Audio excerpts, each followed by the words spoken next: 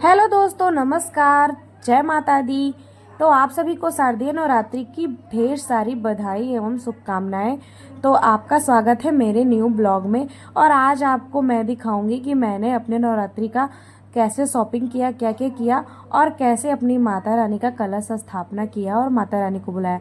तो सबसे पहले मम्मी पहुंच चुकी थी शॉपिंग करने के लिए, माता रानी का वस्त्र लेने के लिए। और फाइनली पसंद आ चुका था मम्मी को वस्त्र और चुन्नी, तो सब कुछ मम्मी ने ले लिया है यहाँ पे। और उसके बाद आगे देखते हैं क्या खरीदती हैं मम्मी। तो फिर मम्मी गई फूल वाले और माला वाले के पास, तो यहाँ पे मम्मी ने लाया फूल और माला। उसके बाद कलश के पास चली गई, तो दीपक और कलश ये सब मम्मी लेकर के आई। और इस बार नवरात्रि का सारा शॉपिंग मम्मी ने ही किया है, तो बस थैंक यू। और उसके बाद यहाँ पे मम्मी चली गई थी नारियल लेने के लिए। और फिर आके शाम में और सब सामान रख दिया गया था। अब हो चुका है सुबह और मैं लग गई हूँ कलश स्थापना की तैयारी में। यहाँ पे सारा तैयारी मैं कर चुकी हूँ, फ्लावर वगैरह सब लगा दी हूँ। और उसके बाद यहाँ पे मैं अष्टदल बना करके और कलश का स्थापना करूँगी।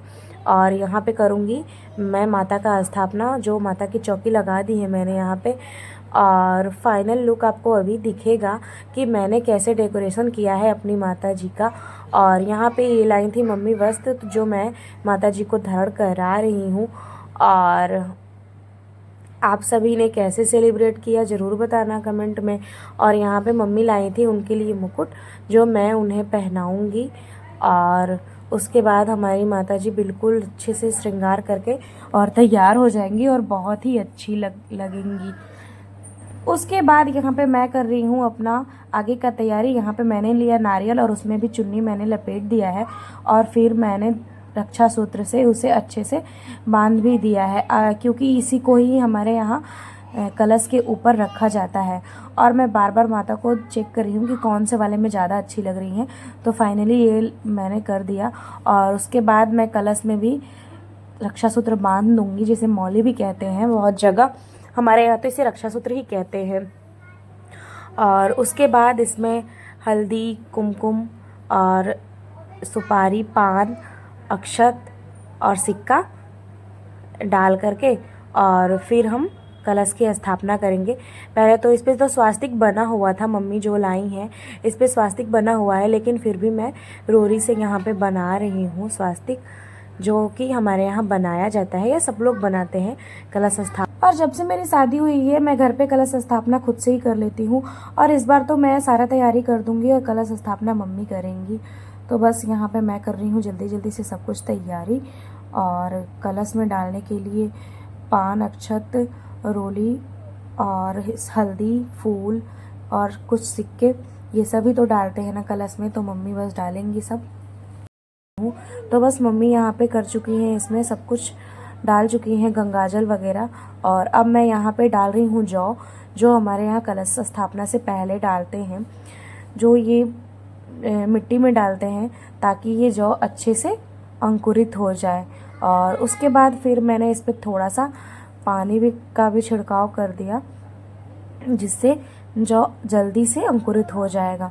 और उसके बाद मम्मी ने यहाँ पे कर दिया कलश का स्थापना।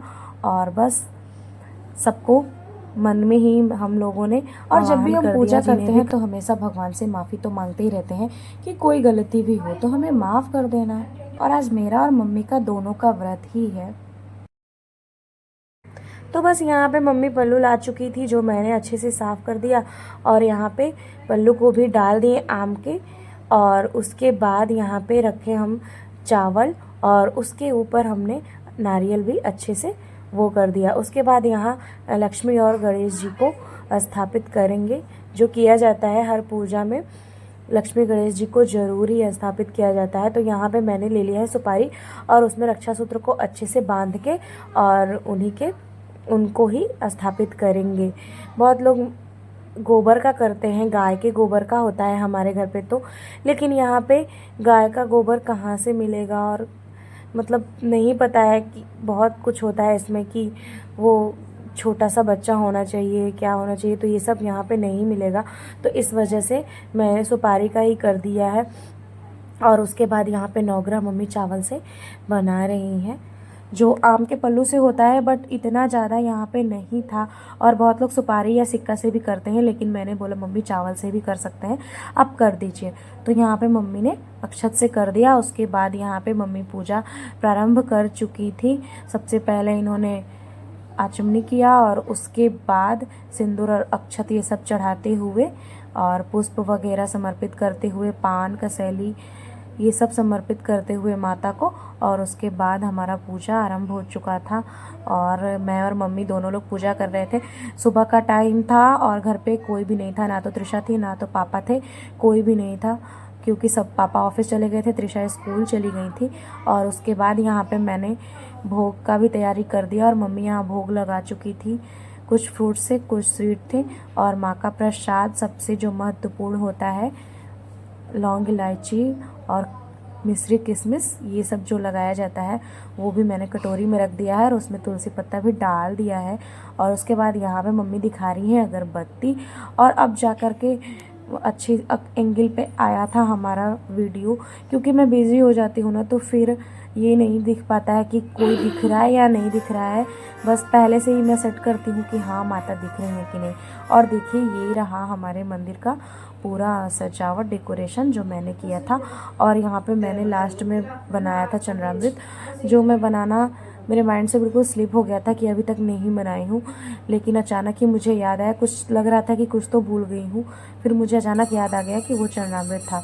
उसके बाद इसका भी भोग लगाया और फिर हम लोगों ने किया आरती। मैं और मम्मी दोनों लोग मिलके माता की आरती किया हम लोगों ने। और तब त्रिशा भी स्कूल से आ चुकी थी, क्योंकि भोग लगाने के बाद मैं चली गई थी त्रिशा को स्कूल से लेने, क्योंकि अब बोले कि सभी लोग शामिल हो जाएंगे आरती में। और आरती करने के बाद मम्मी को याद आया कि वो कलश पे फूल अर्पित करना ही भूल गई हैं। तो मैं बोली कोई बात नहीं मम्मी, हम माता रानी से तो हमेशा यही प्रार्थना करते हैं ना कि जो भी हमसे भूल चूक हुआ उसे माफ़ करेंगी। और माँ तो हमेशा दयालु ही होती हैं, तो वो माफ़ तो कर ही देती हैं अपने भक्तों को। और उसके बाद यहाँ जहाँ मैं दीपक और अगरबत्ती जलाई थी, वहाँ का स्पेस थोड़ा कुछ वो लग रहा था कि अगरबत्ती का वो जो जल जाता है तो गिरता है ना, तो वो गिर रहा था उस पर। तो मुझे लगा कि सारा डेकोरेशन ही अजीब हो जाएगा और सारा कपड़ा माँ का चुन्नी जो बिछाया है वो सब गंदा हो जाएगा। तो इस वजह से मैंने एक ऊपर से येलो कलर का कपड़ा डाल दिया था, जो जिस पे हम लोग दीपक वगैरह रखेंगे और अगरबत्ती जिसे इस पे मैंने रख दिया था। उसके बाद हम लोग लौंग का जोड़ा से किए हवन लास्ट में, और माता से प्रणाम किए और अपने गलती का क्षमा मांगे। क्षमा याचना बहुत ही ज़रूरी होता है। दुर्गा सप्तशती में क्षमा याचना ज़रूर पढ़ना चाहिए, हर रोज़ पढ़ना चाहिए। आप भले ही हर रोज़ एक अध्याय पढ़ रहे हो, पूरा बुक नहीं पढ़ रहे हो, लेकिन क्षमा याचना उसमें दिया रहता है, उसे ज़रूर पढ़ना चाहिए। हमारे यहाँ पंडित जी कहते हैं कि हर दिन क्षमा याचना पढ़ना चाहिए, देवी माँ से क्षमा मांगनी चाहिए, ताकि हमारा जो भी भूल चूक हो वो माफ़ हो जाए। और आरती भी हमेशा ही करना चाहिए, जिससे कि सारा पूजा संपूर्ण हो जाता है। उसके बाद मैं बनाई चाय, और व्रत में तो चाय बहुत ही अच्छा लगता है। तो फिर से एक बार हैप्पी नवरात्रि।